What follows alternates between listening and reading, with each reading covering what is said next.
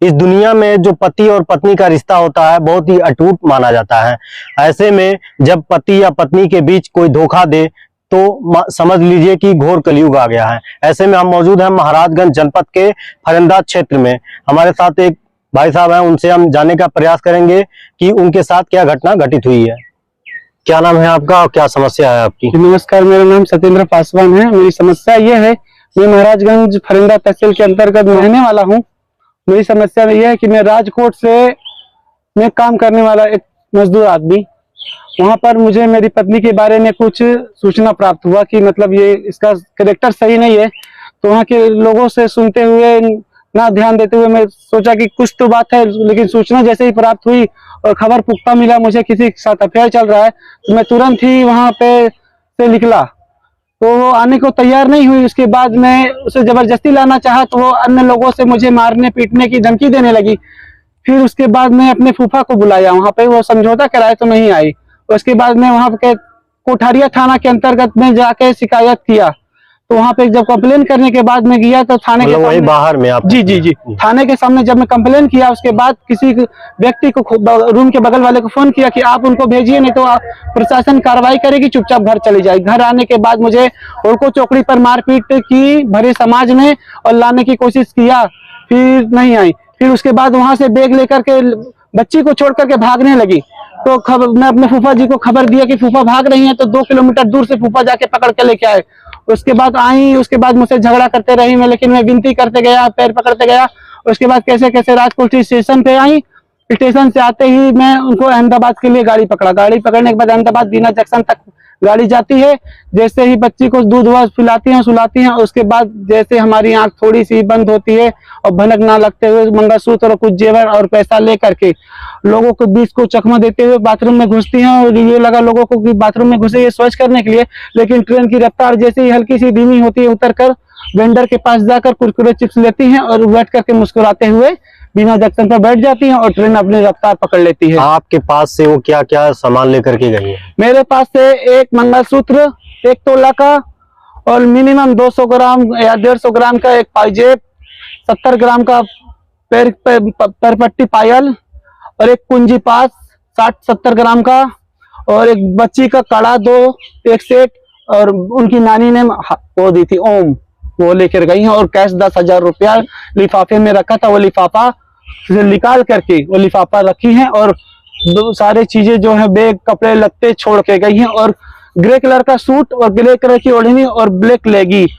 जब आपको पता चला कि इनका अफेयर किसी व्यक्ति के साथ चल रहा है तो इसकी शिकायत आपने ससुराल के लोगों से किया? सबसे पहले मैं अपने ससुराल, अपनी साली, अपने सास ससुर से किया। तो वो लोगों ने कहा कि बाबू कोई बात नहीं, कि जैसे तैसे आप ले आइए और यहाँ हम आपको उनके पैरों पे गिराएंगे। कहा कि ये बातें शेयर करना किसी को अच्छी नहीं है, हम लेके आते हैं, आप नौतनवा आई है तो चुपचाप से आप इनको लेके चले जाइएगा। लेकिन ये मुद्दा वो उछालती गई तो हम कब तक छुपाएंगे। उछालती गई, खुद ही उजागर करके खुद ही हमको बदनाम कर दिया कि इनके साथ पैर चलता है, जिसके साथ पैर चलता था। और बिना जंक्शन पे ये लोग उतर गई और उधर से जब बिना जंक्शन में जब उतरी, कुछ देर के बाद हमारे ससुराल में और हमारे घर और हमारे पास एक अनजान नंबर से कॉल आता है। तो मैं बोला उठाया, मुझे लगा कहीं छूट गई है पानी पीने कुछ बहाने, लेकिन वो नंबर मंगल कुमार के नाम से आया।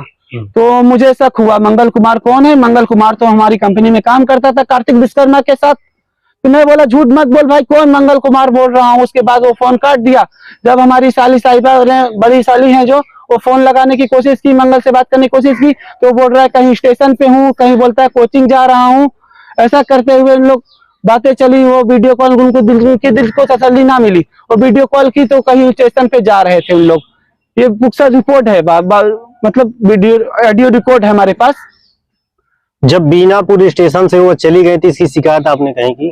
जी, शिकायत जीआरपीएफ को करने की कोशिश की, लेकिन बच्ची बहुत रो रही थी। उसके बाद भी जीआरपीएफ कंट्रोल रूम में मेरी बात हुई तो कहे कि आपकी शिकायत 193 पे लगाइए। 193 पे लगाए तो कुछ नंबर दिया गया, उस पे लगाया तो उस पे लगाते लगाते नेटवर्क की प्रॉब्लम आने लगी और बच्ची रो रही थी। और सदमे के कारण में जीआरपीएफ को कंट्रोल ना कर पाया और वो फिर कुछ अधिकारी गण आए हमारे पास। उनको पूरी समस्या बताने की विस्तार से कोशिश की, लेकिन सब उन लोगों को कहा कि आप जहां अपने गृह राज्य में उतरेंगे वहां पे एक कंप्लेन दायर कर दीजिएगा कि जो अपनी बच्ची की ना हो सकी वो अपने पति को कहीं भी मरवा के फेंकवा देगी।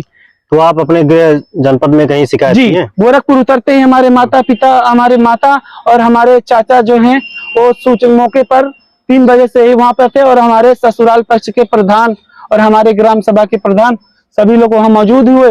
लेकिन हमने ससुर जी को कहे कि पापा जी आप रुकिए, अपनी आंखों से देख लीजिए कि क्या सही क्या गलत है, और लोग यहाँ की जनता, जो ट्रेन की जनता है, वो आपसे एक बार मिलना चाहती है, और सच क्या है झूठ क्या है वो जनता आपको फैसला देना चाहती है। आप अपने दिल को तसल्ली कर लिए। तो कहा कि बाबू हम आपके कोई आरोप नहीं लगाएंगे, हमारी बच्ची ही गलत थी। उसके बाद धर्मशाला से लौटते हुए बरगदवा जब पहुंचते हैं, हमको सूचना मिलती है बरगदवा में, बैठते हैं बरगदवा है बाबू आप आइए और चलते हैं, बिना जंक्शन ढूंढते हैं। हम उनको तुरंत कह दिए पापा जी हम चलेंगे, कोई बात नहीं। लेकिन उसके बाद बोलते हैं बारिश बहुत हो रहा है, कल चलेंगे। जब कल हम घर अपने आते हैं, हमारे सदमा के कारण हम बेहोश पड़े थे। हमारी सास आके झूठा आरोप लगाती है, कहीं मार करके फेंक दिया, काट दिया, ये कर दिया, हमारे बीच गाँव में हमारा बेइज्जती करके चला गई। आज आपने इसकी शिकायत कहीं की? इसकी शिकायत फरेना थाना में हम जा करके देने की कोशिश किए, लेकिन वहां के महोदय जी हमको कहे कि ऑनलाइन बेटा शिकायत करो, ऐसी लड़कियों का भरोसा नहीं रहता, वो आना होगा तो आएगी, जाना होगा तो जाएगी। इसमें प्रशासन ऑनलाइन शिकायत कीजिए तो ही कार्रवाई होगा, ऑफलाइन नहीं होगा। उसका मर्जी होगा तो रहेगी, नहीं मर्जी होगा तो नहीं रहेगी। उसका चिंता छोड़ दो, ऑनलाइन जाके FIR दर्ज करो।